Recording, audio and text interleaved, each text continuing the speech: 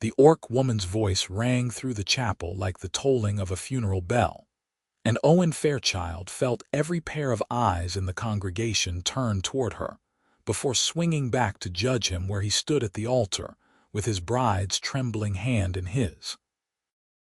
"I object to this union," Nira said, rising from her seat in the third row on the groom's side, her willowy frame casting a long shadow across the wooden floor. Her green skin looked almost luminous in the light streaming through the chapel's narrow windows, and the small tusks that curved upward from her lower jaw were bared in something between defiance and determination. "This marriage is not made of free will." The chapel erupted. Owen's mother gasped. His father half rose from his seat. The minister, an elderly man with spectacles balanced on his nose, sputtered and clutched his prayer book. The bride, Cassandra, went rigid beside Owen, her fingers turning to ice in his grip.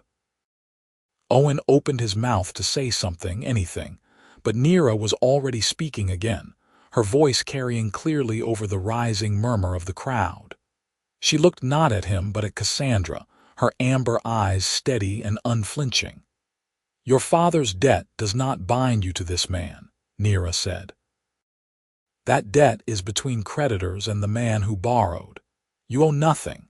You are not property to be traded for wheat and coin." Owen felt Cassandra's hand slip from his. He turned to look at her and saw tears streaming down her face, but her expression was not one of grief or shame.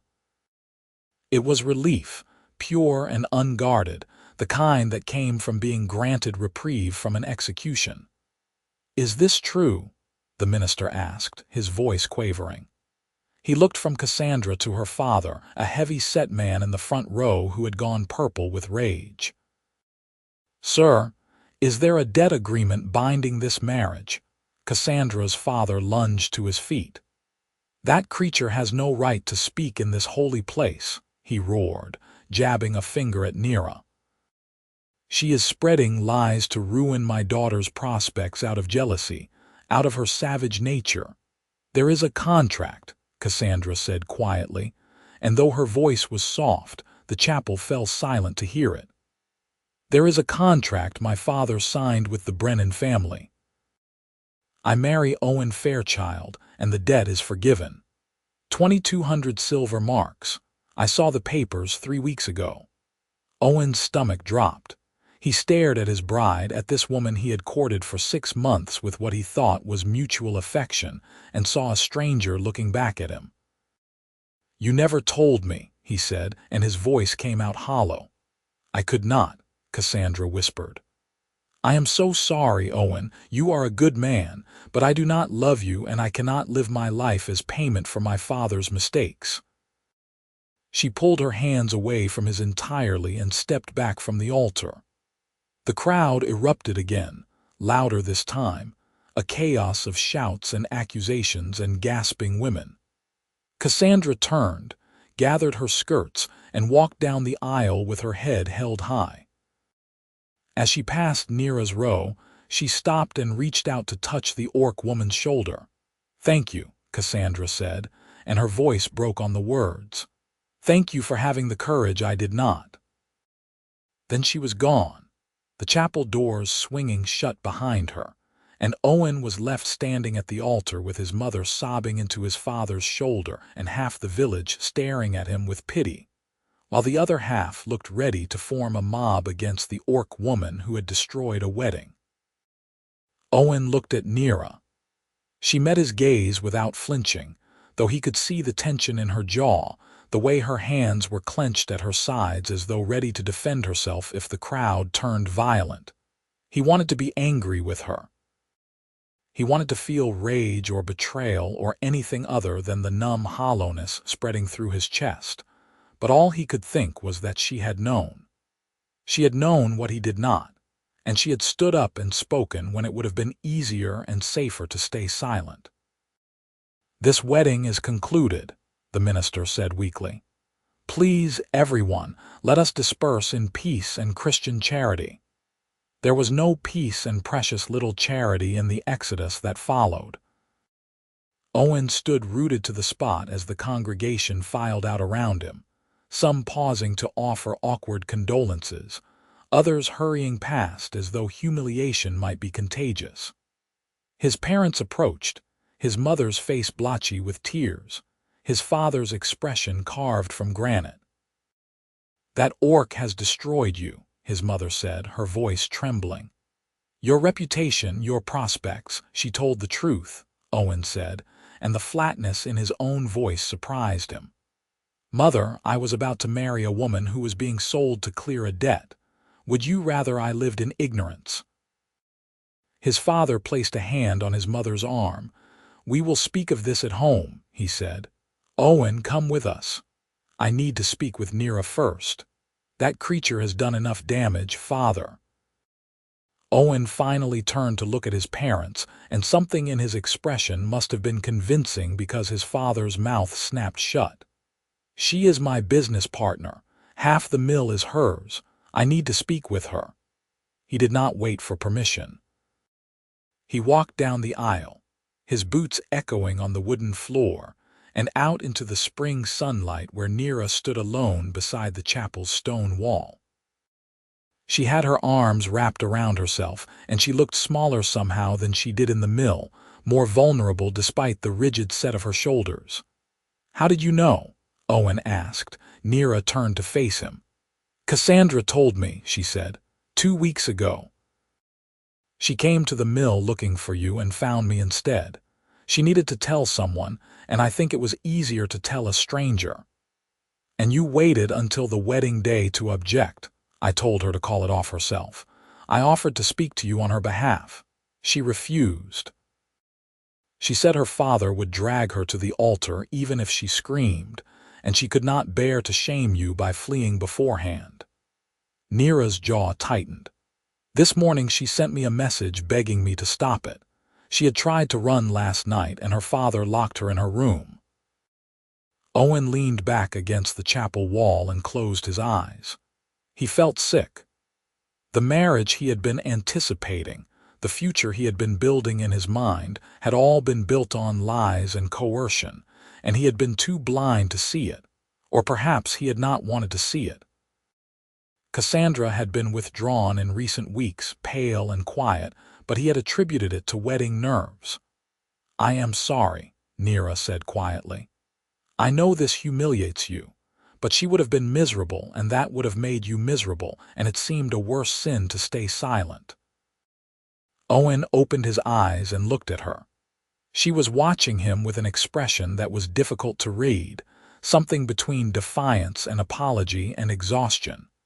She was beautiful, he realized suddenly, in a way he had not let himself notice before. She had worked at his family's mill for 3 years, ever since his father had taken her on as a laborer, and Owen had slowly come to rely on her sharp mind for the business side of operations. She kept the ledgers, negotiated with suppliers, and had a talent for numbers that had saved them from ruin more than once. But she was an orc, and he had carefully kept their relationship professional, mindful of the prejudice that already made their partnership controversial in the village. "You are right," he said finally. "You did the right thing. I'm not angry with you." Nira's shoulders dropped slightly, some of the tension leaving her frame. "What will you do now? Go home? Weather the scandal? Try to figure out what in God's name I am supposed to do next?" He ran a hand through his hair, dislodging the careful styling his mother had insisted on that morning. "What will you do? Go to the mill, I suppose. Check the wheel. The eastern bearing was grinding yesterday." Despite everything, Owen felt a flicker of amusement. Of course, Nira would think of the mill. The mill was always her first concern, the grinding stones and the water wheel and the endless mechanical problems that plagued their operation. It was one of the things he most appreciated about her, that absolute reliability and focus. "I will join you tomorrow," he said.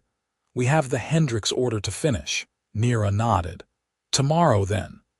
She turned to go, but Owen found himself speaking again before she could leave. "Nira, thank you for having the courage to speak." She looked back at him, and for just a moment, something soft and unguarded crossed her face. Then she nodded once more and walked away across the village green, her dark hair swaying down her back, and Owen was left alone with the ruins of his wedding day. The scandal was worse than he had anticipated. By the following morning, the story had spread throughout the village and into the surrounding farms, growing more elaborate and damning with each retelling. In some versions, Nira had been secretly in love with Owen and had sabotaged the wedding out of jealousy. In others, she had been in league with Cassandra to humiliate the Fairchild family.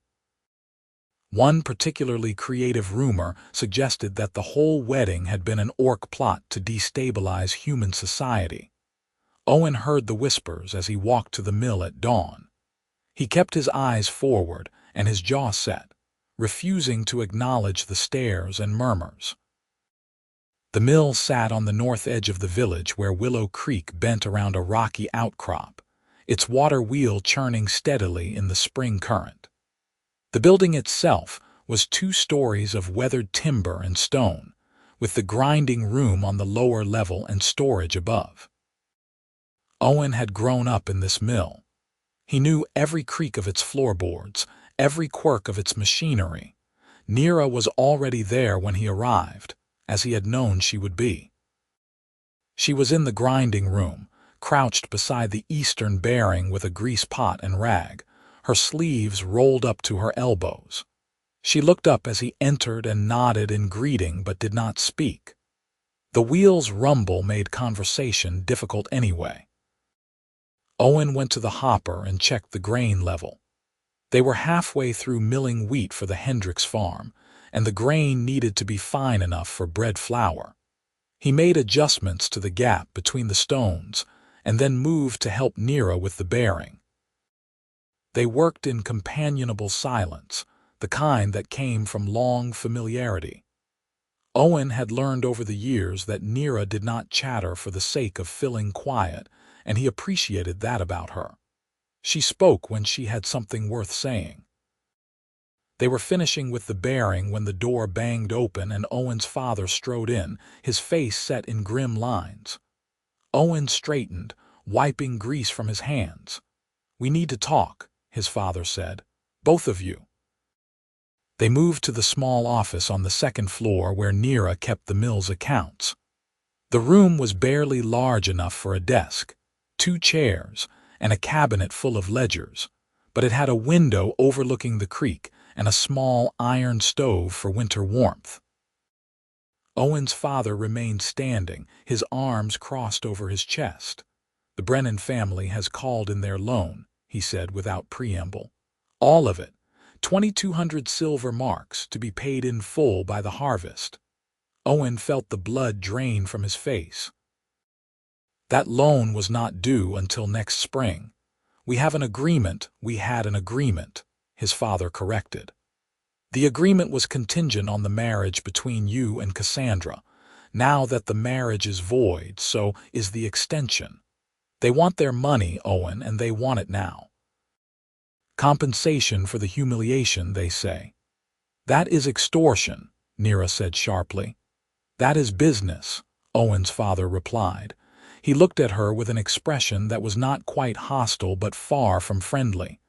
"And it is the consequence of your objection, girl.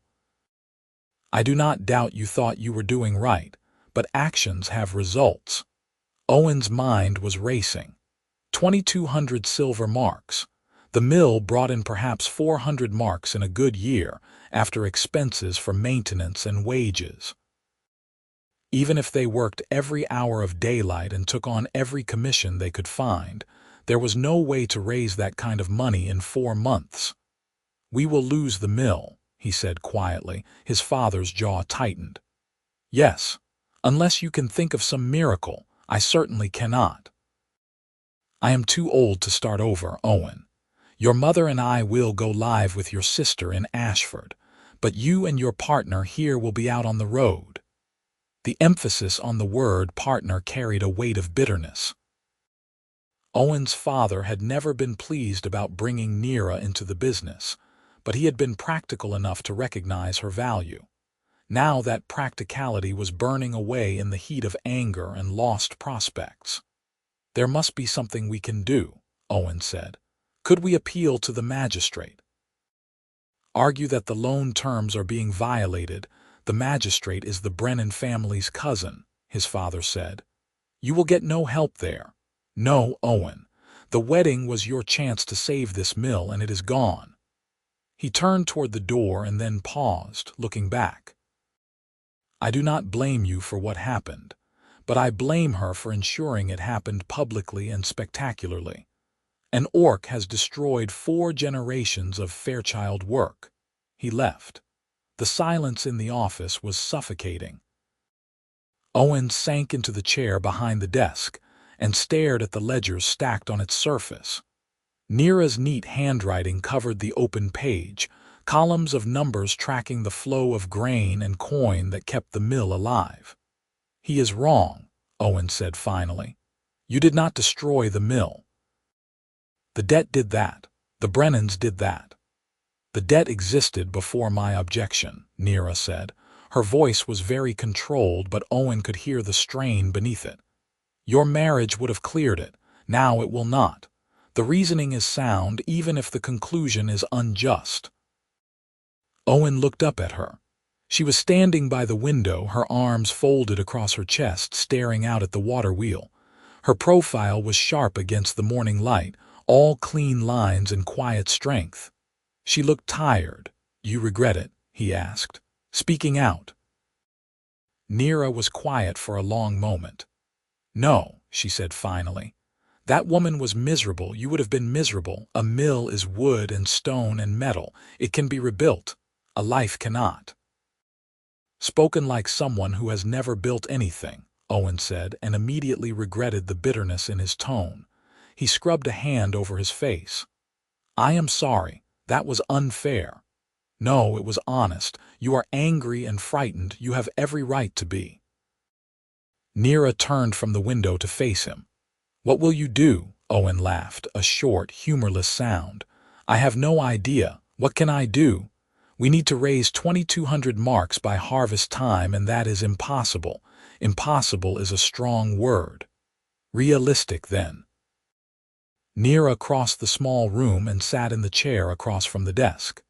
She pulled the ledger toward her and began flipping through pages, her amber eyes scanning the columns of figures.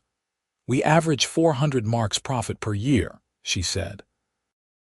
"That is working normal hours and taking normal commissions. What if we did not work normal hours?" "You mean work day and night?" "Nira, even if we doubled our output, we would only make 800 marks. That is still less than half what we need." "What if we tripled our output?" "What if we took premium commissions, the kind that pay double or triple the normal rate?" Owen leaned forward. "What kind of commissions?" "The army contracts, the merchant guilds in Ashford, the manor houses that want specialty grinds. We have always turned those down, because they require faster turnaround and finer quality than we can manage with normal operations. But if we ran the mill every hour we could, if we both worked and slept in shifts, if we invested in some upgrades to increase efficiency—" "We have no money for upgrades." "We have some. Not much, but enough to replace the western stone and repair the hopper mechanism. That would increase our capacity by perhaps 20%. Nira was scribbling calculations in the margin of the ledger. "Premium commissions pay roughly 3 times the normal rate. If we increased capacity by 20% and focused solely on premium work, we could potentially bring in 900 to 1,000 marks by harvest." Owen felt a tiny flicker of hope, quickly smothered by reality. "That is still only half what we need. Then we sell assets. The timber rights on your northern lot, the spare grinding stones in storage, your father's wagon team. Those are not my assets to sell. They will be once he leaves for Ashford. Owen, I am not saying this will be easy. I am saying it might be possible." If we work harder than we have ever worked in our lives, if we are perfect in our execution, if we gamble everything on 4 months of absolute focus. Owen looked at her, at this orc woman who had upended his life, and was now proposing they reconstruct it through sheer force of will and labor. It was insane. It was impossible. And yet, as he looked at the determination in her amber eyes, he found himself believing it might be achievable. If we fail, we both lose everything, he said. We have already lost everything, Nira replied. This is simply an attempt to get it back. Owen took a breath and let it out slowly. All right, he said. Let us try. They began that very day. Nira drafted letters to army quartermasters and merchant factors, offering the mill's services for premium flour and meal. Owen overhauled the hopper mechanism, replacing worn gears and tightening the feed controls. They worked until long after dark, illuminating the grinding room with oil lamps that turned the falling flour into golden dust in the air. The first commission came in within a week. An army quartermaster in the border fort needed 300 pounds of fine oat flour for officer rations, delivered within 10 days. The pay was 60 silver marks, nearly twice what they would normally make on such an order. Owen and Nira accepted immediately. The work was brutal. They ran the mill 18 hours a day, sleeping in shifts on cots they set up in the office. Nira took the night shift, working from sunset until dawn while Owen slept. He would wake in the gray pre-dawn light and take over, letting her rest while he managed the grinding and bagging. The schedule left them both exhausted, moving through the days in a haze of flour dust and mechanical routine. But they met the deadline. The army's flour was delivered exactly on time, and the quartermaster was impressed enough to offer them a second commission. Then a third. Word spread among the military suppliers that the Fairchild mill could be relied upon for quick, quality work, and orders began to trickle in. The trickle became a stream. A merchant guild in Ashford needed specialty flour for export pastries. A manor house wanted polished barley for a feast. A traveling baker offered a premium for perfectly ground rye. Owen and Nira took every commission they could physically manage, and the ledger numbers began to climb.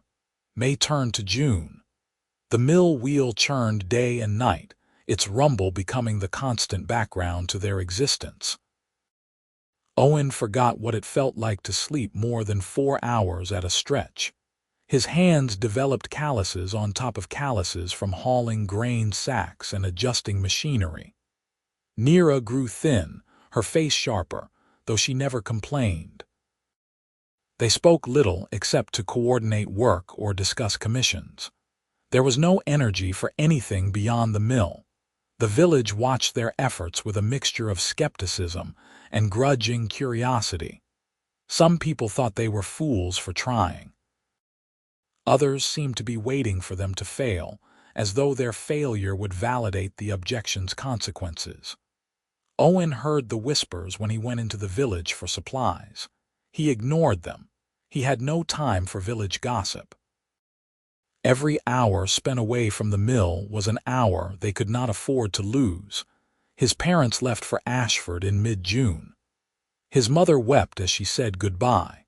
His father shook Owen's hand and said nothing, but his expression carried volumes of doubt and disappointment. Owen signed the papers that transferred the mill and its assets into his name, along with the crushing weight of the Brennan debt. Then he watched his parents' wagon roll away down the eastern road and return to work. It was Nira who finally forced a break.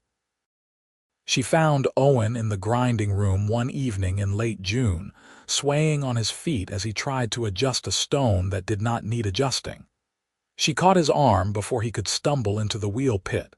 "You need to sleep," she said. "I slept this morning." "You slept 3 hours." "You have been awake for 19. You are going to hurt yourself or damage the equipment." Owen wanted to argue, but the room was tilting slightly, and he could not quite remember if he had already bagged the Hendricks order or just thought about bagging it. He let Nira guide him up the stairs to the office and push him down onto his cot. He was asleep before she left the room. He woke in darkness to the sound of the mill wheel and the fainter sound of someone moving around downstairs. The office window showed stars and a thin crescent moon. He had slept through the afternoon and evening then. He sat up slowly, his body protesting, and found a covered plate on the desk. Bread, cheese, and cold chicken. He ate mechanically, barely tasting the food, and then went downstairs. Nira was in the grinding room checking the flour quality from the current batch. She looked up as he entered and frowned. "You should sleep longer." "I have slept enough. You need to rest." "I am fine." "Nira." Owen crossed the room and gently took the flour sample from her hand. "You cannot work 24 hours a day. Neither of us can. We need to be smarter about this." She looked at him, and in the lamplight he could see the exhaustion etched into her face. Her eyes were shadowed, her skin dull. She looked like she was running on sheer determination and nothing else. "We are running out of time," she said quietly. 2 months until harvest. We have raised 1,040 marks. We need another 1,160. We have to work harder. We will die if we work harder or break the mill trying. Owen set the flour sample aside. "Come upstairs. Eat something. Rest for a few hours. The mill will still be here when you wake." Nira hesitated, and he could see her weighing the variables, calculating the cost of rest against the cost of collapse. Finally, she nodded. They went upstairs together, and Owen heated water on the office stove for tea while Nira collapsed onto her cot. He brought her a cup and some bread, and she ate in small, tired bites. "Why are you doing this?" Owen asked. The question had been building in him for weeks. "You could have left after the wedding, found work elsewhere. You have no obligation to save this mill." Nira was quiet for a moment, cradling the teacup in her hands. "I have worked here for 3 years," she said finally. "This is the only place that has ever treated me as a person rather than a thing. Your father gave me a chance when no one else would. You trusted me with the accounts, with negotiations, with decisions that mattered. You never made me feel lesser." She looked at him over the rim of her cup. "This mill is mine as much as yours. I will not let it die without a fight." Owen felt something shift in his chest, a warmth that had nothing to do with the tea or the summer heat. He had always respected Nira's competence, her intelligence, her work ethic, but this was different. This was understanding the depth of her loyalty, the strength of her commitment. She was not helping him save the mill out of obligation or guilt. She was fighting for it because it was hers, because it mattered to her. "I am glad you are here," he said quietly. "I could not do this without you." Nira's expression softened slightly. "You would find a way. You are more stubborn than you look." "That is a low bar. I look very unstubborn." She almost smiled. It was a tiny thing, barely a twitch of her lips, but it felt like a victory. Owen realized he had not seen her smile in weeks. He had not smiled either. They had been living in a gray world of flour and fatigue, forgetting that there were other colors. "Get some rest," he said, rising from the desk. "I will wake you in 4 hours." He went back downstairs and tended the mill through the night. The work was meditative in its repetition, checking the stones, adjusting the feed, bagging the flour, sweeping the dust. His mind wandered as his hands worked. He thought about Cassandra and wondered where she had gone, whether she had found the life she wanted. He thought about his parents in Ashford, starting over in their old age. He thought about the Brennan family and their debt, the weight of it pressing down on him like a physical force. Mostly, though, he thought about Nira. About the way she had stood up in that chapel and spoken truth when it would have been easier to stay silent. about the way she had thrown herself into this impossible task of saving the mill without hesitation or complaint, about the quiet strength in her, the determination that never wavered even when everything seemed lost. He was still thinking about her when the sky began to lighten in the east, and he heard her footsteps on the stairs. She came into the grinding room looking slightly more rested, her hair braided back from her face, and together they loaded the wagon for the morning's delivery run to Ashford. The trip to Ashford took most of the day. Owen drove the wagon while Nira sat beside him, both of them too tired for much conversation. The road followed the creek for several miles before climbing into rolling farmland, and the summer landscape was lush with growing crops. In other years, Owen might have enjoyed the journey. Now it was simply time away from the mill, hours when they could not be working. They delivered their flour to a merchant warehouse near the city's western gate and collected payment. 85 silver marks for specialty wheat flour. The merchant's factor was a sharp-eyed woman who inspected the flour carefully before approving the payment, but she seemed satisfied with the quality. She also mentioned that her guild would have more work in the coming weeks if the mill could maintain its standards. On the way out of the city, they stopped at a smithy to inquire about replacing the western grinding stone. The smith was a barrel-chested man with arms like tree trunks and a permanent scowl. He quoted them a price of 40 marks for a good millstone, 20 if they would settle for a repaired one. 20, Owen said immediately. They could not afford to waste money on perfection. The smith nodded and said the stone would be ready in a week. Owen paid a deposit, and they headed back to the village as the sun began its descent toward the western hills. They were halfway home when Nira suddenly spoke. "Stop the wagon." Owen pulled the horses to a halt. "What is it?" Nira was staring at something off to the side of the road. Owen followed her gaze and saw a small farmstead, its fields overgrown with weeds, its barn sagging. A faded sign by the gate read "Westerly Farm for sale." "That is old Marcus Westerly's place," Owen said. "He died last winter. His children moved to the coast and have been trying to sell it since spring." "How much land?" 40 acres, I think, maybe 50. Why? Nira did not answer immediately.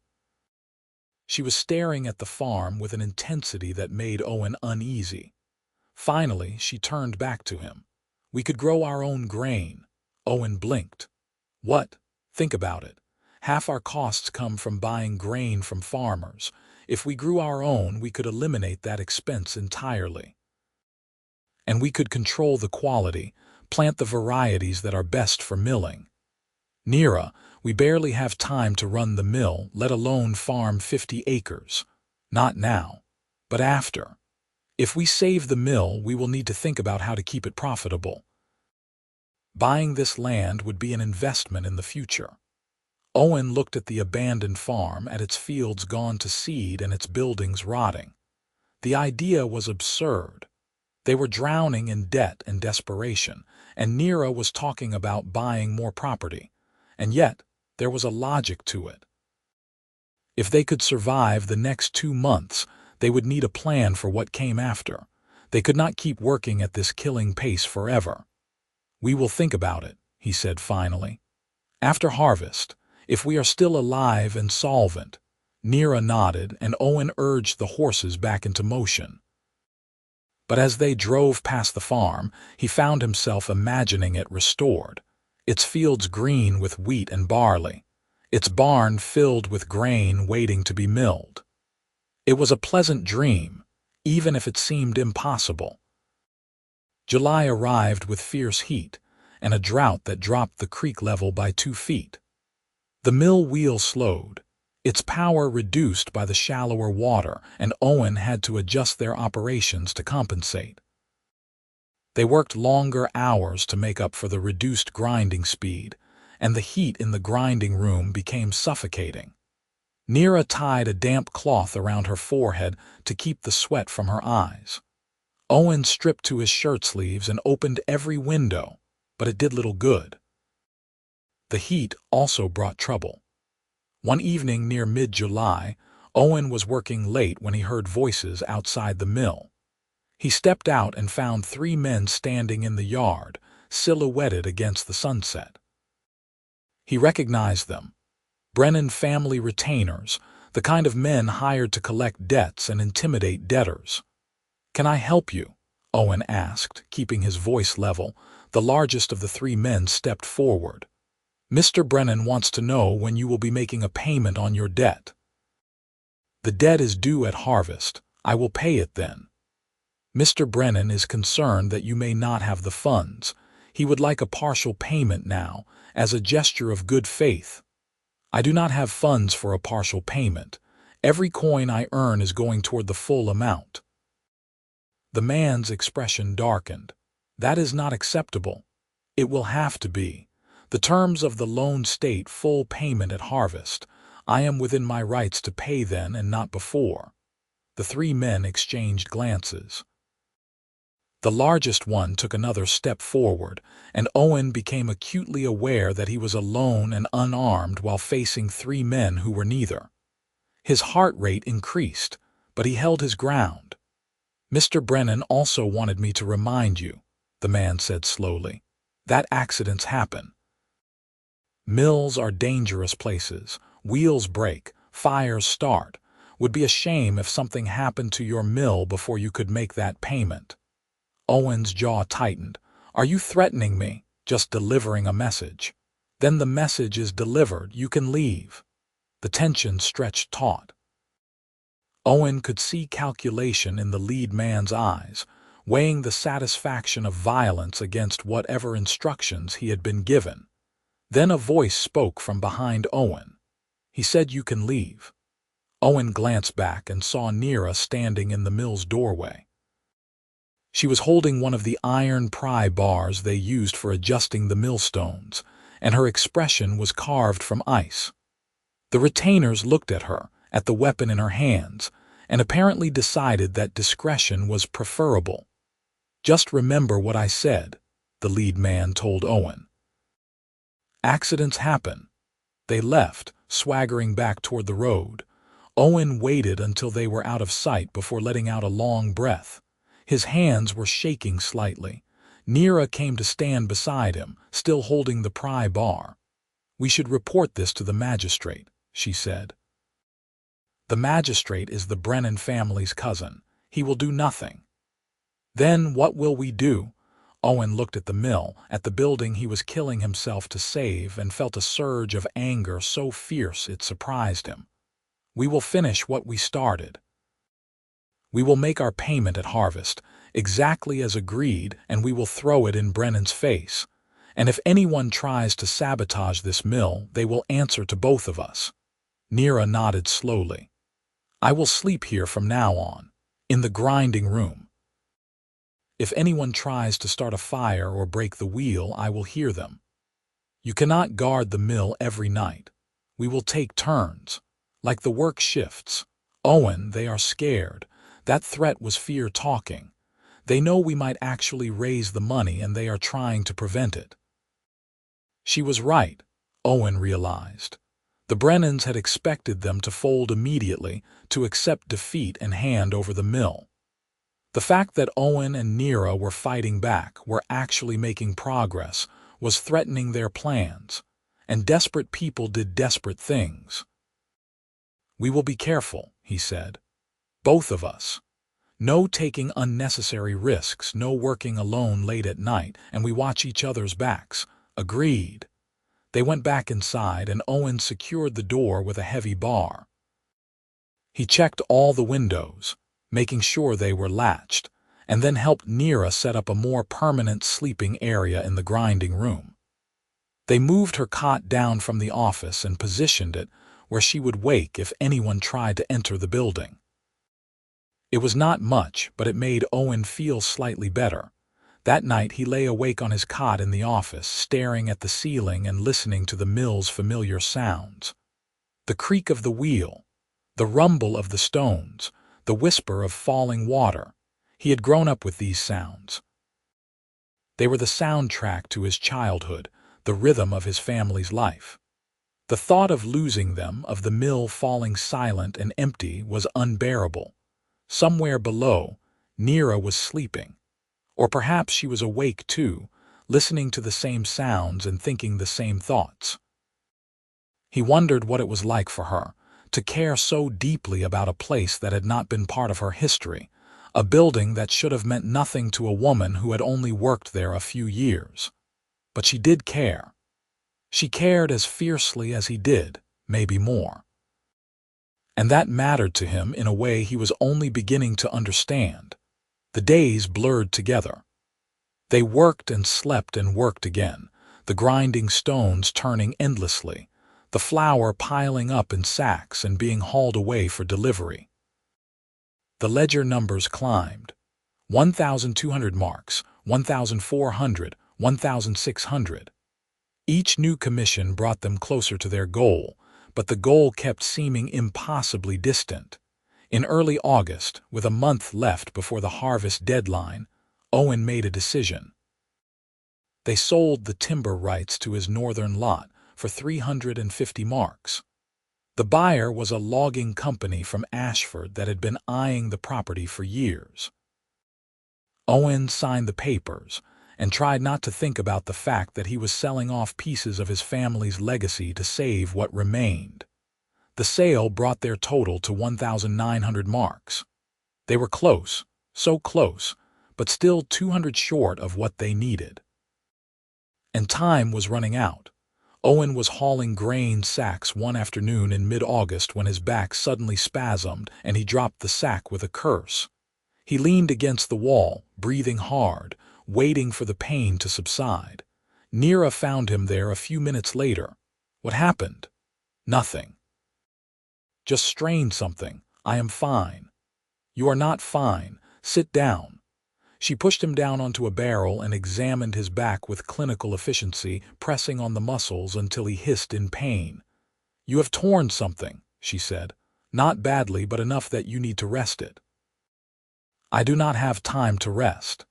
You do not have a choice. If you tear this worse, you will be useless for weeks. Rest it for 2 days and you will heal enough to keep working. Owen wanted to argue, but the pain was making him nauseous and he knew she was right. He let her help him up to the office and lay down on his cot while she brought cold water to press against the injury. The enforced rest grated on him, but his body would not cooperate enough to let him work. For 2 days, Nira ran the mill alone. Owen lay on his cot and listened to her moving below, the sounds of her working the machinery and hauling sacks and maintaining the endless rhythm of the operation. He felt useless and guilty, but when he tried to get up on the second day, his back seized again and he had to lie back down with a groan. Nira brought him meals and made him drink willowbark tea for the pain. She did not complain about the extra work or make him feel worse about his injury. She simply carried on, her quiet competence filling the space his absence created. Owen found himself watching her when she came upstairs, noticing small details he had missed before. The way she moved with an easy grace despite her exhaustion.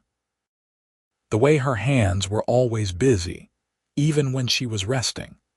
The way she sometimes hummed very softly while she worked, too quiet to hear from a distance but audible in the close confines of the office. On the third day, his back had healed enough to let him return to work, though Nira made him promise to take it easy.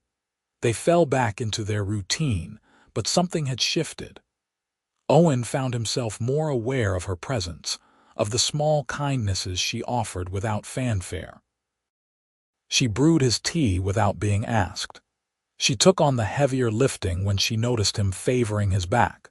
She never drew attention to these things, but he noticed. He began returning the favors. He repaired the handle on her favorite flour scoop. He made sure she ate regularly, bringing her meals when she forgot. He learned which tasks tired her most and tried to take those on himself. They developed a rhythm that went beyond the simple coordination of work, a kind of unspoken partnership that made the impossible task feel slightly less impossible. Late one night in the last week of August, Owen woke from a brief sleep and went downstairs to start his shift.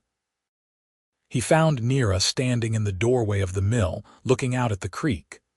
The moon was full and bright, turning the water to silver, and she was silhouetted against the light with her arms wrapped around herself. "Cannot sleep?" Owen asked softly. She turned, and in the moonlight he could see the worry etched into her face. "We are not going to make it," she said quietly. "I have run the numbers 20 different ways. Even with the timber sale, even if we work every possible hour, we will be short. Maybe 50 marks, maybe 100, but short." Owen came to stand beside her. He knew she was right. The numbers did not lie, and Nira was too good with figures to have made an error. They had worked themselves to exhaustion, sacrificed everything, and it was not going to be enough. "We will find a way," he said, though he did not know how. "There is no way. We have sold everything we can sell. We have taken every commission we can physically complete. There is nothing left." Her voice cracked slightly. "I am sorry, Owen. I thought we could do it. I thought if we just worked hard enough, if we were smart enough, we could save the mill. But I was wrong." Owen looked at her and saw the exhaustion and despair in her face, and something inside him broke open. He reached out and gently turned her to face him, his hands on her shoulders. "You have nothing to apologize for," he said firmly. "Nothing. You have worked harder than anyone should have to work. You have given everything you have to this mill to me. If we fail, it is not because you were not enough. It is because the world is not fair and the deck was stacked against us from the start. But the mill is just a building. Nira, listen to me. I have spent the last 3 months thinking about nothing but saving this mill, and somewhere along the way, I forgot to think about why I wanted to save it. I thought it was about the family legacy, about the work, about not letting the Brennans win. But it is not. It is about this." He gestured at the mill around them, at the grinding room with its worn floorboards and perpetual scent of grain. "It is about having a place that matters. It is about working with someone who makes the work worthwhile. And you do that. You make all of this worthwhile." Nira was staring at him, her amber eyes wide in the moonlight. "Owen, I should have said this weeks ago. I should have told you that you are not just my business partner or my employee or some orc I hired to keep the books. You are my friend. You are the person I trust most in this world. And whatever happens with the mill, with the debt, with all of this, I am grateful that you were here. I am grateful for you." There was a long moment of silence. Then Nira reached up and placed her hand over his where it rested on her shoulder. Her skin was warm, her palm calloused from work. "You are a strange man, Owen Fairchild," she said softly. "Most humans would blame me for this, would curse me for speaking out, for ruining the wedding that could have saved everything. Then most humans are fools." She almost smiled. "Yes, they are." She took a breath and let it out slowly. "I am grateful for you too, for this place, for being treated like a person. I have not had much of that in my life." Owen wanted to ask what she meant by that, what her life had been like before the mill, but the moment felt too fragile for heavy questions. Instead, he simply stood there with her in the moonlight, their hands touching, and let the mill's rumble fill the silence. The next morning brought an unexpected visitor. Owen was adjusting the feed hopper when he heard a wagon in the yard and looked out to see a well-dressed woman climbing down from the driver's seat. It took him a moment to recognize her. Cassandra, the runaway bride, looking far healthier and happier than she had on their wedding day. He met her at the door, suddenly aware of how he must look, covered in flour, dust, and sweat, his clothes rumpled from weeks of constant wear. Cassandra, by contrast, looked radiant. Her dress was simple but well made, her hair braided neatly, her face glowing with the kind of contentment that came from living an authentic life. "Owen," she said, and her voice was warm. "I hope you do not mind me coming unannounced." "Not at all. It is good to see you, Cassandra. You look well." "I am well, better than I have been in years." She glanced past him at the mill. "Is Nira here? I wanted to thank her, properly this time." Owen called up to the office, and Nira came down, looking surprised. Cassandra crossed to her and took her hands. "I wanted you to know that you changed my life," Cassandra said. "I am living in Ashford now, working as a seamstress. I have my own shop, my own customers. I am making my own choices. None of that would have been possible if you had not stood up in that chapel." Nira looked uncomfortable with the praise. "I only spoke the truth. You did more than that. You gave me permission to speak my truth, to claim my own life." Cassandra glanced at Owen. "I heard about the debt, about what the Brennans are demanding. I cannot offer much, but I brought this." She reached into her pocket and pulled out a small purse. "It is 75 marks, my savings from the past 3 months. I want you to have it." Owen stared at the purse. "Cassandra, we cannot take your savings." "Yes, you can. You are going to marry me to save your family's mill. The least I can do is help you save it now." She pressed the purse into his hand. "Please, let me do this." Owen looked at Nira, who nodded slightly. He took the purse, feeling the weight of the coins inside. "Thank you," he said quietly. "This means more than you know." Cassandra smiled. "I also brought something else. Information." She lowered her voice, though there was no one around to overhear. "My father is still bitter about the broken engagement. He has been spreading rumors about you and Nira, trying to damage your reputation with potential customers. But he has also been drinking heavily and talking too freely. I heard him telling someone that he is glad the Brennans are squeezing you, because it means his humiliation will be revenged. He mentioned that the Brennan family is planning to foreclose on the mill even if you make the payment." Owen felt ice in his veins. "What do you mean?" "I mean they are planning to claim the payment is insufficient, that there was interest or penalties or something that you did not account for. They want the mill, Owen. They have wanted it for years because of its water rights. The debt was always just a means to take it." Nira's voice was hard. "That is fraud." "Yes, but they are powerful and the magistrate is their cousin. Who would stop them?" Owen's mind was racing. If the Brennans were planning to cheat them out of the mill regardless of payment, then all their work had been for nothing. They could never raise enough money if the target kept moving. They would lose the mill no matter what they did, unless they changed the game entirely. "Thank you for telling us," Owen said to Cassandra. "Truly, you may have saved us." Cassandra looked puzzled but nodded. "I hope things work out for both of you. You deserve happiness." She glanced between them with a knowing smile. "I think you might find it together if you let yourselves." She left before either of them could respond to that. Owen stood holding her purse of coins and thinking furiously. Nira came to stand beside him. "What are you planning?" she asked. "Something risky, something that might backfire spectacularly, but I think it is our only chance." He told her his idea. Nira listened with growing surprise and then slowly began to nod. "It could work," she said. "It is devious and slightly unethical, but it could work. Are you willing to try?" Nira's smile was sharp.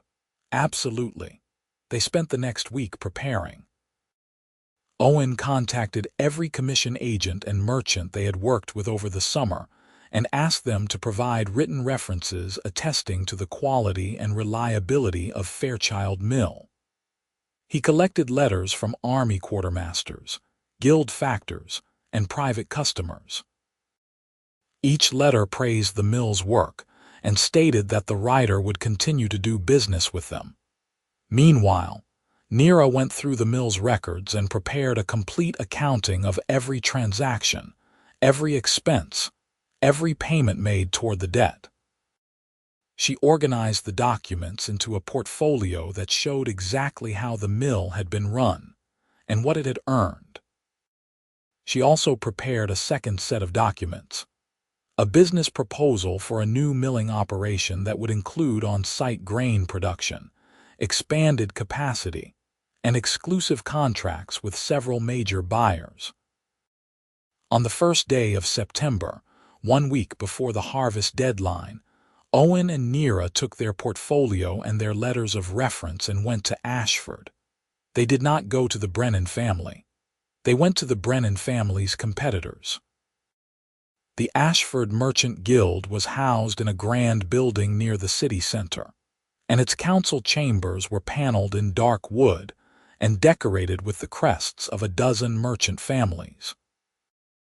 Owen and Nira presented themselves to the guild secretary and requested an audience with the council leadership. The secretary looked dubious, especially when he saw Nira, but Owen's references and his family name were enough to secure them a meeting. The council consisted of 5 merchants, all middle-aged or older, all dressed in the fine clothes that came from successful trade. They listened with varying degrees of interest as Owen laid out his proposal. "The Brennan family holds a debt against my mill," he said. "They are planning to foreclose regardless of whether I pay because they want my water rights.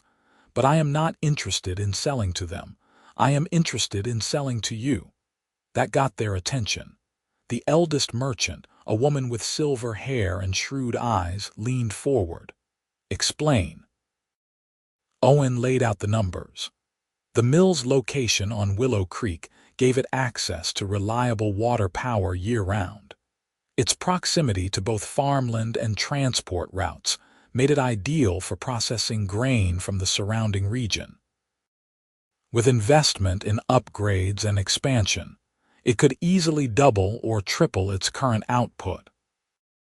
And with the addition of on-site grain production through the purchase of the neighboring Westerly farm, it could become a vertically integrated operation that controlled every step from planting to finished flour. "The Brennan family wants the mill as a trophy," Owen said. "You could have it as a profitable asset. I am offering you a partnership. You pay off the debt 2,200 marks and invest another 800 in upgrades and land purchase. In return, you get a 40% stake in the mill and exclusive contracts for your guild members." The merchants exchanged glances. The silver-haired woman looked at Nira. "And what is your role in this, Orc?" Nira met her gaze without flinching. "I manage the mill's operations and accounts. I will continue to do so under any partnership arrangement. The success of this mill depends on competent management, and I am very good at what I do." The woman smiled slightly. "Confidence. I appreciate that." She looked at Owen. "You are asking us to invest 3,000 marks in a property that is currently drowning in debt, and to trust that you and your orc partner can make it profitable. Why should we take that risk?" Owen handed over the letters of reference. "Because we have already proven we can do it. We have spent the last 4 months turning this mill into one of the most reliable operations in the region. Our customers trust us. Our quality is unmatched, and we have a plan for growth that will make your investment return double within 2 years." The merchants read the letters. They passed around Nira's financial documents and business proposal. They asked pointed questions about capacity and contracts and profit margins. Owen and Nira answered everything, their exhaustion forgotten in the adrenaline of the pitch. Finally, the silver-haired woman set down the papers and looked at her colleagues. "Thoughts?" "The Brennan family will not like this," one of the men said.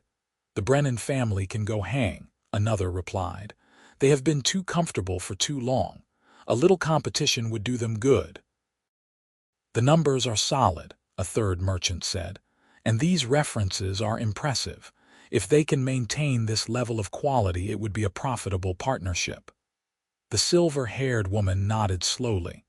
"I am inclined to agree. We vote." all in favor of the partnership as proposed. 4 hands rose. The woman smiled. Then we have an agreement. Mr. Fairchild, Miss Corrin, the guild will pay your debt and provide investment capital.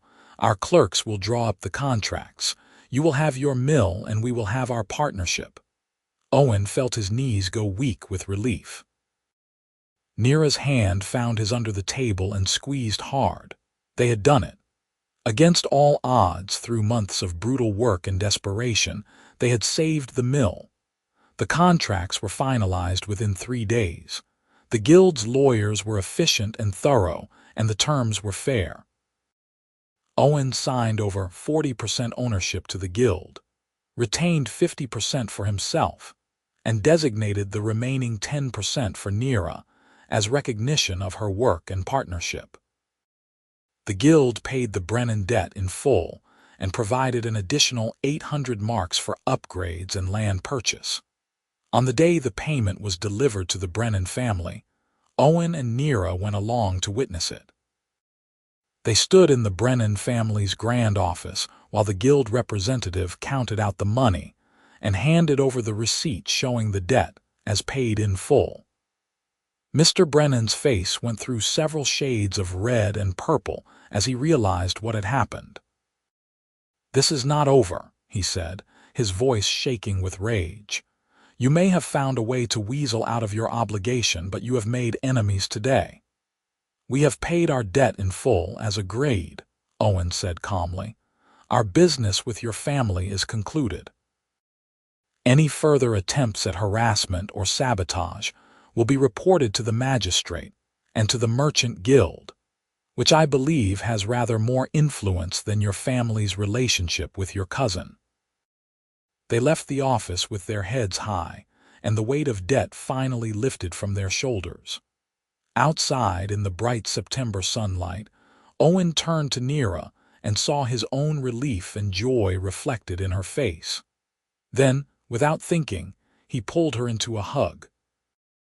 She stiffened for just a moment, surprised, and then her arms came up to wrap around him.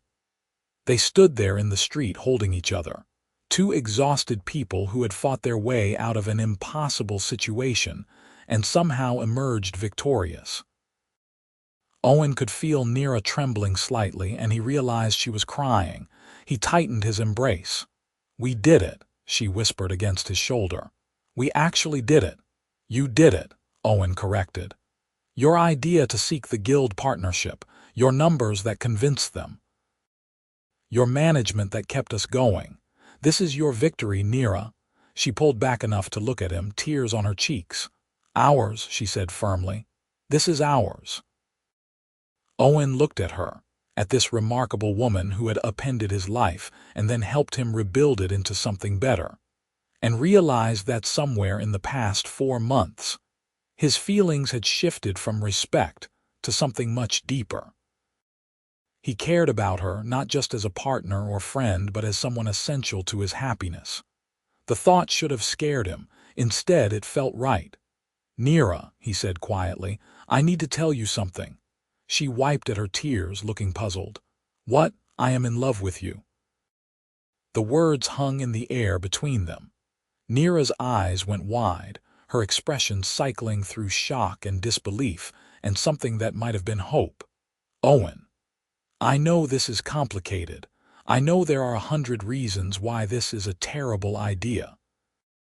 But I have been working beside you for 4 months, watching you give everything you have to save something that matters to us both, and I have fallen in love with you. I needed you to know." Nira was staring at him, and he could not read her expression. For a long, awful moment, he thought he had made a catastrophic mistake. Then she said very quietly, "I thought I was alone in that feeling." Owen's heart stuttered. "What?" "I have loved you for longer than 4 months, maybe since the wedding, maybe before. I kept telling myself it was foolish, that you could never feel the same way about an orc about me, but I could not help it. Working beside you, seeing your kindness and your strength and your determination, it made me hope." She took a shaky breath. "I did not object at your wedding because I loved you. I objected because it was right. But I would be lying if I said I did not feel relief when Cassandra left. That made me feel guilty for weeks. Owen felt like the world had tilted on its axis, and everything had suddenly clicked into place. You love me. Yes. And I love you. Yes. Then we are in agreement. Nira's laugh was watery but genuine. On this, yes. On most things, actually. We are very compatible. Owen reached up and cupped her face in his hands, his thumbs brushing away her tears. May I kiss you? I wish you would. He kissed her there in the street in Ashford with the autumn sun warm on their shoulders and the weight of the world finally lifted. She tasted like salt from her tears and something sweet underneath. Her hands came up to grip his shirt, and when they finally broke apart, they were both breathing hard and grinning like fools. We should get back to the mill, Nira said, though she made no move to step away. We should, Owen agreed and kissed her again. They drove back to the village holding hands on the wagon seat, and when they passed the old Westerly farm with its faded for sale sign, Nira looked at him and smiled. We are buying that, are we not? First thing tomorrow, Owen confirmed. We are going to build something lasting, together. The harvest season arrived with golden fields and cool nights. Owen and Nira used part of the guild investment to purchase the Westerly farm and began the work of restoring it. They hired a local man to help with the heavy labor of repairing the barn and clearing the fields, and they planned what crops to plant in the spring. The mill continued its operations, now with the financial backing to make necessary upgrades and the security of knowing they would not lose everything to debt. The village gradually adjusted to the change in status between Owen and Nira. Some people were scandalized by the relationship between a human man and an orc woman. Others were simply confused. But most people, seeing how hard they both worked and how devoted they were to each other and to the mill, came to accept it. The mill's reputation for quality continued to grow, and the partnership with the merchant guild brought steady commissions. One evening in late October, as the leaves turned gold and red, and the air carried the first hint of winter, Owen and Nira stood on the Westerly farm's front porch and looked out over the land they now owned. The fields had been cleared and prepared for spring planting. The barn had been repaired, its roof newly thatched. The farmhouse itself still needed work, but the bones were solid. I want to live here, Nira said suddenly. Once we finish the repairs, I want this to be our home. Owen looked at her, at the way the sunset lit her green skin to bronze and made her amber eyes glow. Our home, he repeated. I like the sound of that. We could expand the house. Add a room for an office maybe, a proper kitchen, fix up the upstairs bedrooms, she paused. For the future. What future are you imagining? Nira smiled, a little shy. One with a family, eventually, if you want that. Owen felt warmth spread through his chest. I want that very much. A family with you, here, building something that lasts. He pulled her close and kissed her temple. They stood together watching the sunset paint the sky in shades of orange and pink, and Owen thought about the strange path that had brought them to this moment. A wedding interrupted. A mill nearly lost. 4 months of desperate work. And through it all, a partnership that had become something much deeper. In November, Owen and Nira were married in the same chapel where his wedding to Cassandra had been interrupted. The ceremony was small and simple, attended by a handful of friends and the guild representatives who had become allies. Cassandra sent a letter of congratulations from Ashford, along with a beautiful quilt she had sewn herself. Owen's parents came back from their retirement in Ashford for the wedding, and though his mother still seemed uncertain about having an orc daughter-in-law, his father shook Nira's hand and told her she had done well by the mill and by his son. The minister who had presided over the failed wedding performed this one as well, and he seemed almost relieved to finally complete a ceremony that reached its proper conclusion. When Owen and Nira exchanged their vows, their voices were steady and sure. When they kissed as husband and wife, the small congregation applauded, and even those who had doubts about the marriage could not deny the genuine love between them. They spent their wedding night in the farmhouse, which was still half finished but habitable. Owen carried Nira over the threshold, and they made love by candlelight in a room that smelled of fresh paint and possibility. Afterward, lying tangled together under quilts, Nira traced patterns on Owen's chest and said, "I am happy. Genuinely, deeply happy. I did not think I would ever feel this way." "Neither did I," Owen admitted. "I thought I would marry for convenience or family pressure.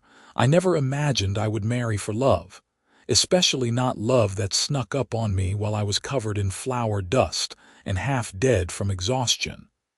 Nira laughed. "Romance in a grinding room. We should write a book." "I think we are living the book. Let someone else write it." They lay together in comfortable silence, listening to the wind in the trees outside and the distant sound of the creek. The mill was still theirs, expanded now with guild investment and secure in its operations. The farm was theirs too, 40 acres of potential waiting to be realized, and they had each other, which was perhaps the most unlikely and precious gift of all. "You ever think about that wedding?" Nira asked quietly. "About what would have happened if I had not objected, sometimes. You would have married a woman who did not love you, lived a lie until it broke you both, and lost the mill anyway when the Brennans called in their debt. At best, you would have ended up exactly where we are now, but years older and carrying regrets. At worst." She shook her head. "I try not to imagine the worst. I am grateful you spoke up. Every single day I am grateful." Nira propped herself up on one elbow to look at him. "Cassandra thanked me on her way out, but you never did I not? No, you told me I did the right thing. You told me you were not angry, but you never actually thanked me." Owen smiled and pulled her down for a kiss. "Thank you," he said against her lips. "Thank you for being brave enough to stop a wedding. Thank you for being stubborn enough to save a mill. Thank you for being wonderful enough to love me. Thank you for all of it." "You are welcome," Nira whispered and kissed him again. Winter came softly that year, with gentle snows and cold nights that made the farmhouse's fireplace a necessity. Owen and Nira continued work on the house, adding insulation and repairing windows, and slowly transforming the neglected building into a real home. They spent their evenings planning the spring planting, calculating yields and crop rotations and supply needs. The mill ran steadily, its wheel churning through the winter months, processing grain for the guild's commissions and building their reputation. In January, a letter arrived from Cassandra. She wrote that she was engaged to a fellow seamstress she had met in Ashford, a woman named Clara who made her laugh and supported her dreams. The wedding would be in March, and she hoped Owen and Nira would attend. Owen read the letter aloud to Nira, and they both smiled at the joy evident in every line. "We should go," Nira said. "I would like to see her happy. Then we will go. We can make it an adventure, a trip to the city, away from the mill for a few days." They attended Cassandra's wedding in March, and it was a beautiful celebration full of laughter and joy. Cassandra looked radiant, and her bride Clara was warm and funny and clearly devoted to her. After the ceremony, Cassandra pulled Owen and Nira aside and hugged them both. "Look at us," she said, laughing through happy tears. "All three of us found what we needed. Who would have thought it would start with a ruined wedding?" "Not ruined," Owen corrected. "Redirected." "A much better word," Cassandra agreed. She looked at Nira. "I meant what I said that day. You changed my life. Thank you for being brave." "Thank you for trusting me," Nira replied, "and for being brave yourself. Running from that chapel took courage." "Less courage than standing up in it," Cassandra said firmly. Then she smiled and hugged them again before being swept away by wedding guests. Owen and Nira returned to the farm, and the mill, to the life they were building together. Spring arrived with warm rains and longer days, and they planted their first crops in the Westerly Farms fields. Wheat and barley and oats that would feed the mill and reduce their operating costs. They hired 2 village boys to help with the farm work, and Owen taught them about crop management, while Nira managed the schedules and accounts. The mill continued to thrive under the guild partnership. New commissions came in regularly, and the reputation of Fairchild Mill spread throughout the region. The upgrades they had made with the investment money increased their capacity and efficiency, allowing them to take on larger orders without sacrificing quality. By summer, they were profitable enough to begin paying back the guild's investment ahead of schedule. In August, a year after the desperate scramble to save the mill, Owen and Nira hosted a small celebration at the farm. They invited the guild representatives, some of their regular customers, and a handful of friends from the village. Owen's parents came, and his mother actually seemed pleased to see how well they were doing. Cassandra and Clara traveled from Ashford, and the 6 of them spent an evening on the farmhouse porch sharing stories and watching the sunset over the golden fields. "I cannot believe it has only been a year," Cassandra said, sipping wine from a cup. "It feels like a lifetime ago that I was standing at that altar." "A lifetime compressed into 12 months, Owen agreed. "I think I aged a decade during those 4 months of trying to raise the debt money." "We both did," Nira added. She was leaning against Owen's shoulder, comfortable and relaxed in a way she had never been in those frantic early months. "But we survived." "More than survived," Clara said. She gestured at the farm around them, the restored house and planted fields and the mill visible in the distance. "You have built something remarkable here." "We are still building," Nira said. "There is always more to do, but yes, it is becoming what we hoped." As the evening wore on and the stars came out, Owen found himself reflecting on how much had changed. A year ago, he had been standing at an altar preparing to marry a woman he did not truly know, trying to save his family's legacy through an arrangement that would have made them both miserable. Now he was married to a woman he loved deeply, building a life that was entirely their own creation, free from the debts and obligations that had nearly destroyed them. Late that night, after their guests had departed and the house was quiet, Owen and Nira lay in bed and talked about the future.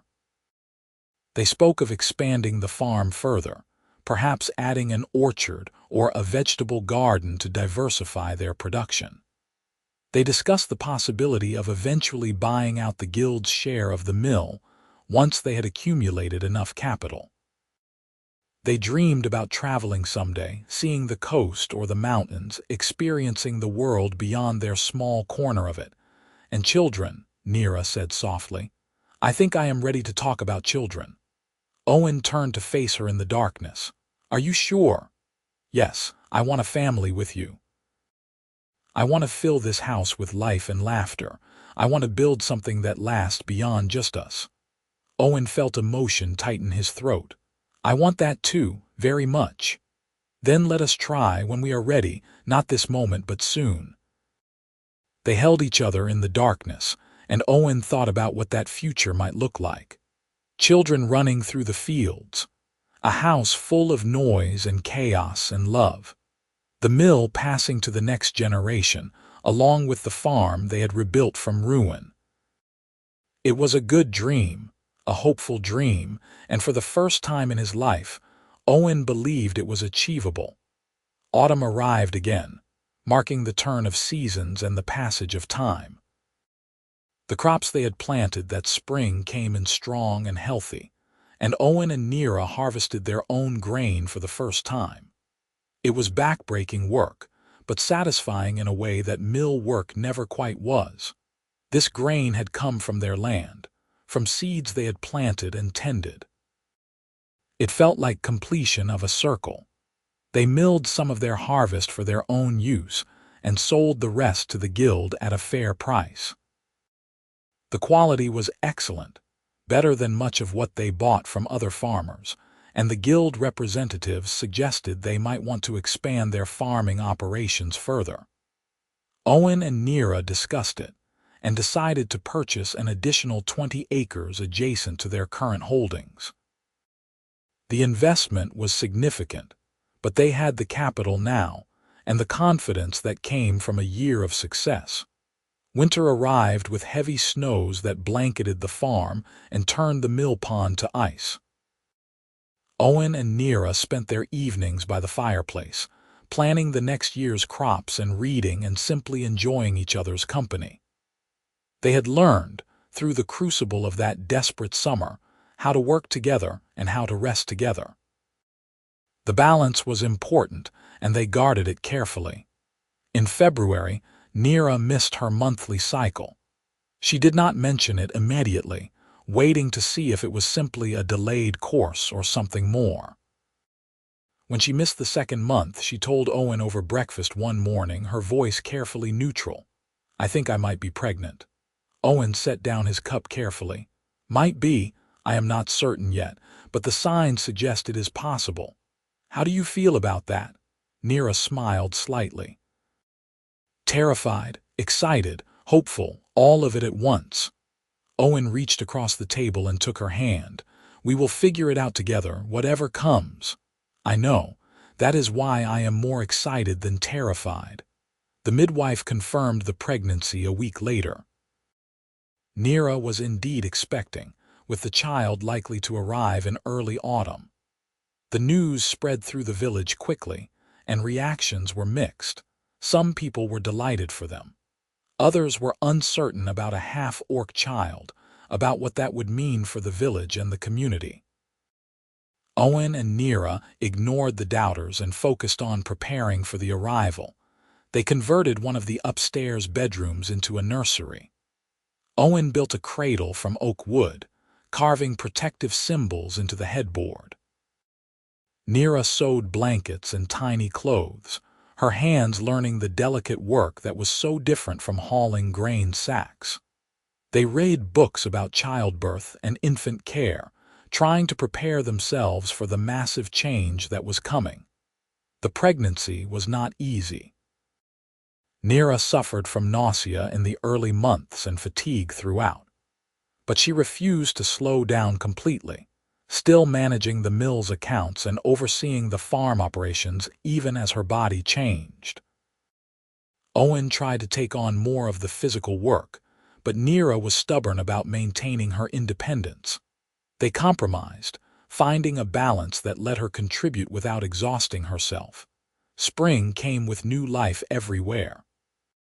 The fields were planted again, this time with help from the hired hands who had proven reliable the previous year. The mill ran smoothly, its operations now well established and profitable. Owen and Nira celebrated their second wedding anniversary with a quiet dinner at home, just the two of them and the unborn child growing between them. "2 years ago, I was objecting at your wedding," Nira said, amused. "Now I am carrying your child. Life is strange." "Life is good," Owen corrected. "Strange, yes, but good." Summer passed in a haze of heat and work and anticipation. Nira's belly grew round and heavy, and she finally had to admit that she could no longer manage the physical aspects of mill work. She focused on the accounts and planning instead, sitting in the office with her feet propped up while Owen handled the grinding and hauling. He did not mind. Seeing her healthy and glowing with pregnancy was worth any amount of extra labor. In early September, as the harvest began and the fields turned gold, Nira went into labor. It was a long, difficult birth that lasted through the night and into the next day. Owen stayed with her throughout, holding her hand and wiping her face and feeling utterly helpless in the face of her pain. The midwife was calm and competent, guiding Nira through the stages of labor with practiced efficiency. Finally, as the sun was setting on the second day, their daughter was born. She came into the world screaming, her lungs strong and her grip stronger when Owen placed his finger in her tiny hand. She had Nira's green skin, though a paler shade, and Owen's brown eyes. Her ears were slightly pointed, her tusks not yet visible. She was perfect. "Emma," Nira whispered, exhausted but smiling as she held their daughter for the first time. "Her name is Emma." "Emma Fairchild," Owen said, and his voice broke on the words. He sat on the edge of the bed, his arm around Nira's shoulders, and looked at their daughter with wonder. This tiny person was theirs, a blend of both of them, a future they had created together. The village's reaction to Emma was mixed, as they had expected. Some people came to visit and brought gifts, cooing over the baby and congratulating the new parents. Others stayed away, uncomfortable with the reality of a half-orc child in their midst. Owen and Nira did not force the issue. They focused on their daughter and their family, trusting that time would ease prejudices, or at least make them irrelevant. Emma was a healthy, happy baby who rarely cried and seemed fascinated by everything around her. She had her mother's alertness and her father's calm temperament. As she grew, it became clear she had inherited intelligence from both parents, watching and learning with an intensity that sometimes startled Owen. He would find her staring at the mill wheel's rotation, or the way flour fell from the hopper, her baby eyes tracking patterns that most infants would never notice. The mill and farm continued to prosper. With the addition of Emma, Owen and Nira had to adjust their schedules again, but they managed. They hired additional help for both operations, training young workers from the village who were eager to learn. The mill's reputation continued to grow, and the guild partnership remained strong and profitable. When Emma was 6 months old, Owen's parents came to visit and meet their granddaughter properly. Owen's mother held the baby for a long time, her expression soft and wondering, and when she handed Emma back to Nira, there were tears in her eyes. "She is beautiful," she said quietly. "I was wrong to doubt. I am sorry." Nira smiled and nodded, accepting the apology with grace. Owen felt something release in his chest that he had not realized he was carrying. His mother's acceptance meant more than he had wanted to admit, and having it now, having his family whole and united, felt like another piece falling into place. The years passed with the comfortable rhythm of seasons and work and family. Emma grew from infant to toddler to small child, running through the mill and the farm with boundless energy. She learned her numbers from Nira and her mechanics from Owen, equally at home in the office with ledgers or the grinding room with machinery. The village children were sometimes cruel, but Emma had her mother's resilience and her father's steady confidence. She made friends with the children who were kind and ignored those who were not. When Emma was 3, Nira became pregnant again. This time the pregnancy was easier, perhaps because they knew what to expect or perhaps because second pregnancies were simply less difficult. Their second daughter, Lily, was born in early spring, and she was as different from Emma as two sisters could be. Where Emma was alert and intense, Lily was dreamy and gentle. She had more of Owen's features than Nira's, with skin that was more tan than green and ears that were only slightly pointed. 2 daughters. 2 futures to build and protect. Owen and Nira expanded the farmhouse again, adding more bedrooms and a larger common room for their growing family. They took on more help at the mill and farm, building an operation that could run smoothly even when they needed to focus on their children. The business was strong enough now to support the larger household, with enough profit to save for the future and invest in continued growth. The girls grew up surrounded by the sounds of the mill and the rhythms of the farm. They learned to work alongside their parents, taking on age-appropriate tasks and understanding that the family's prosperity came from all of them working together. Emma was fascinated by the mill's machinery and spent hours watching her father maintain the wheel and stones. Lily preferred the farm, following Nira through the fields and learning about crops and soil and the patient work of cultivation. When Emma was 7 and Lily 4, Owen and Nira finally paid off the guild's full investment and bought back the 40% share. The mill was entirely theirs again, free and clear of any debt or obligation. They celebrated with a party that brought together everyone who had helped them along the way. The guild representatives who had believed in them, the customers who had supported their work, the friends who had stood by them through scandal and struggle. Cassandra and Clara came from Ashford, where they now ran a successful textile business together. They brought gifts for the girls and stories of their own lives, and the 6 adults spent an evening reminiscing about how far they had all come from that interrupted wedding. "Do you remember how angry everyone was?" Cassandra asked, laughing. "My father threatened to disown me. Half the village wanted to run Nira out on a rail." "I remember feeling like the world was ending," Owen admitted. "Standing at that altar watching you leave, having no idea what came next." "And look at you now," Clara said, gesturing around at the prosperous farm and the happy children playing in the yard. "You built something remarkable." "We built it together," Nira corrected, smiling at Owen. "That is the only way it works." As the evening wore on and the stars came out, Owen found himself standing on the farmhouse porch with Nira, watching their daughters play in the twilight. Emma was showing Lily how to catch fireflies, her careful instructions and her sister's delighted laughter drifting across the yard. "Are you happy?" Owen asked quietly. Nira leaned against him, her head on his shoulder. "More than I ever thought possible. You, completely. Though I could not have imagined this life 10 years ago.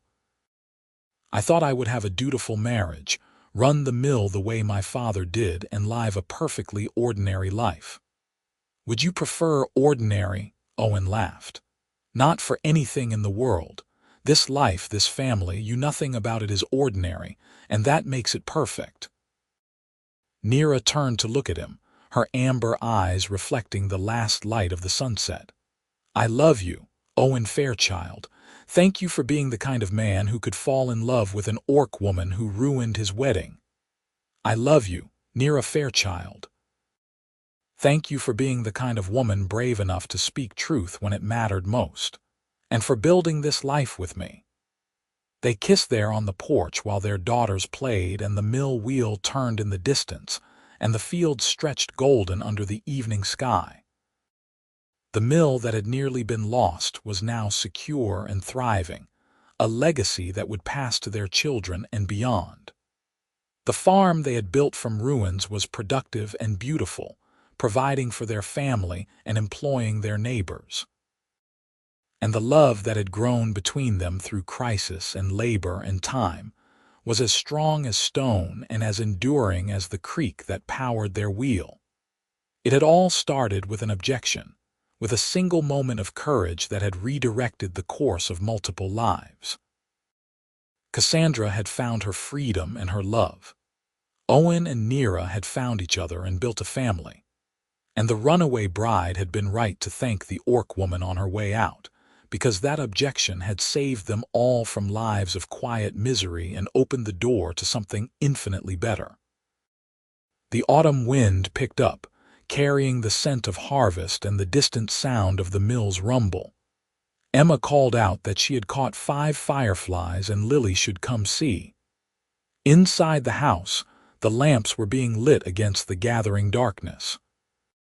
Somewhere down the road, other families were settling in for the evening, living their own stories of love and struggle and triumph.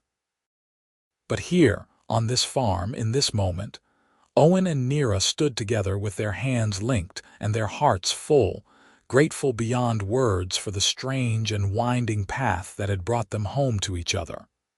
The mill would keep turning, the seasons would keep changing, and they would keep building their life together, one day at a time, with the same determination and partnership that had saved them both. That was enough. That was everything. And standing there with his wife and his daughters and the life they had built from ruins and courage, Owen Fairchild knew that he had found exactly what he had been meant to find, even if he had not known he was looking for it. Sometimes the best futures grew from the most unlikely beginnings. Sometimes an interrupted wedding was not an ending but a beginning. And sometimes love came from the most unexpected places and turned out to be exactly what you needed all along.